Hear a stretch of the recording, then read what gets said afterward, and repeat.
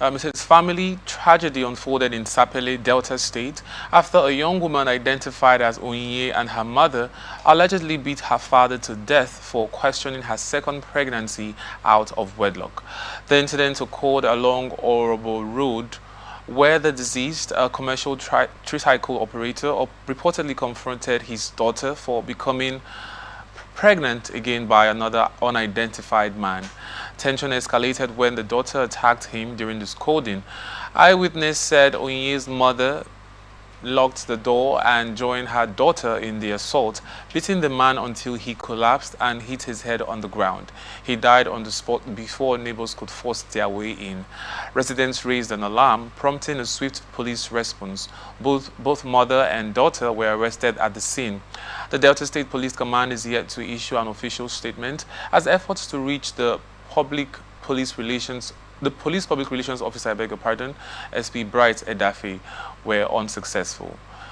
What do you make of this story, sir?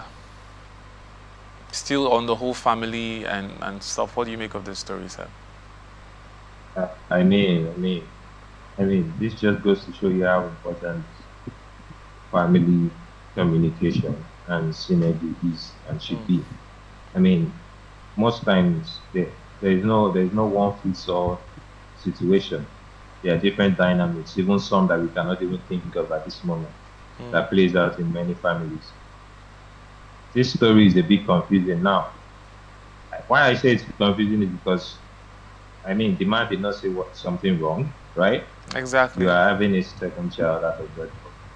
It's not a wrong thing for a father to say. It's not a wrong thing for him at that. But after making such statement, which is true and valid, he ended up being beaten by his wife and daughter. I mean, that just goes to show that it was never a family in the first place, right? It's just more like people just existing together. Because where is the fatherly respect? Where is the spouse respect? As the head of the house and whatnot. I mean, even if you want to disagree, that's a different thing entirely. But beating him up to the extent of killing him is way overboard, and they now have to dance to the music. Because this that it's not a mistake, right? Okay, so on the part of you wanted to say something? yes, I wanted to ask on the part of the father. Things like this usually happen in cases where the daughter probably has been bringing money to the house.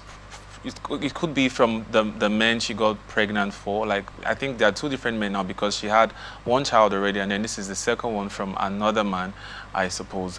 So it could be that she probably has been bringing money to the house for the mother and the father. I mean, if not, why would she have the mind to do that to the father and then have the mother be a part of it? So my question now is, on this family issue and abuse and all of that, we usually hear stories of the women seeking for divorce and all of that if things don't go well. Why don't we have that same energy or amount of divorce requests from the fathers or the men in the marriage? Could it be because of society, or I don't know? What do you think about that, sir? Because I'm trying to think that if this was to be on the part of the woman, they would have said, if the marriage is not working, she should divorce the man and all of that.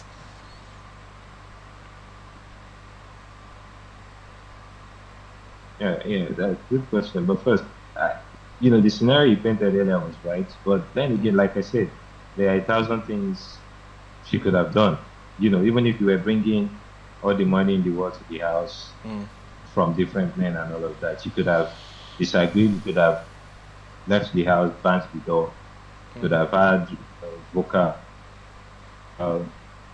and left. So beating up the man makes no sense. Especially, I mean, when you find out that both of them kind of partnered to do with the mother and the daughter, that means they probably disagree. I mean, they probably agreed to disagree with their dad. But that's by the way. When it comes to divorcing, the society we live in Africa is not really for divorcing, even for women mostly. So most times men tend to want to be the best put it, to want to be that protection or guards to say, oh, I'm keeping the marriage together. You understand? Yeah. If a marriage falls apart, most men will feel they didn't do their job well.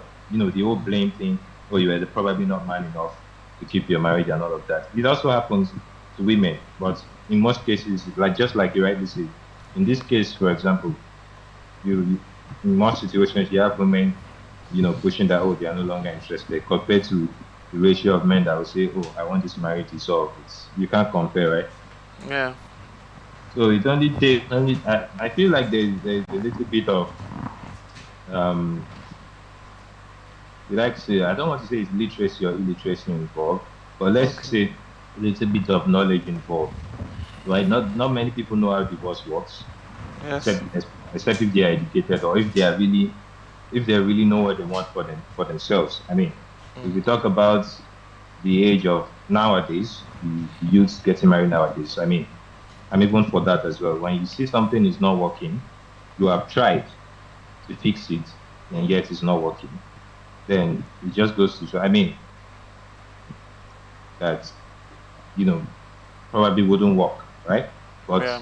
in the days of past, you always try to settle. Oh, you don't already marry her. I don't need to be speaking. Things can still get better. You can make things work.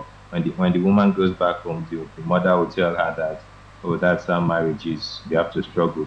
And when it comes to the man, True. they'll be like, ah, she's your wife. Just That's true. take charge and all of that. So I think that's what makes men they feel like, oh, let me just take charge of my house and everything will be okay. Okay. Okay. So let's Like this, say. Okay. it's obvious that the man was not okay. Okay. Go ahead, sir. I thought you were done. Go on, please. Okay. So. Okay. I wanted to say in a case like this, the man was probably not the head at any point. I mean, I Exactly. know there are households where the men are maltreated. I think this is one of it. Right. So yeah. Okay, so let's say the case is taken to court and the lady and her mother is being sentenced to, I don't know, what happens to the child? And considering the fact that the lady is also pregnant, do you think there will be any, I don't know, what happens to the child of the lady that has been arrested? And since I'm assuming there will be no one to take care of the child, so what happens to the child and what happens to the pregnant mother? That's the thing about law, cases, sentencing, the old law system. I'm sure there are procedures to go about um, cases like this. I believe she will be kept in a good environment and depending when she gives birth. And I think she might have to, or probably might have to take the kids to family members or thereabout. But the law has to take hold, you know, All right. especially given that it's not a mistake. The reason why I say it's not a mistake is because this man was probably a well-aged man, and both of you ganged up to beat him up. So you can't because of the child. In as much as it sounds sad, right, that the child be brought into such a distorted um, system or environment, if I may put it that way. The law is still the law, right? She has done what is wrong and has been caught, so she has to face the law.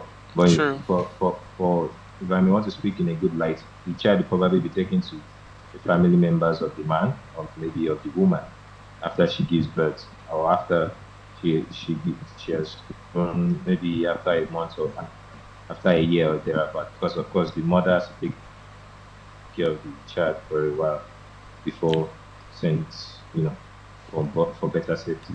All right. Thank you very much.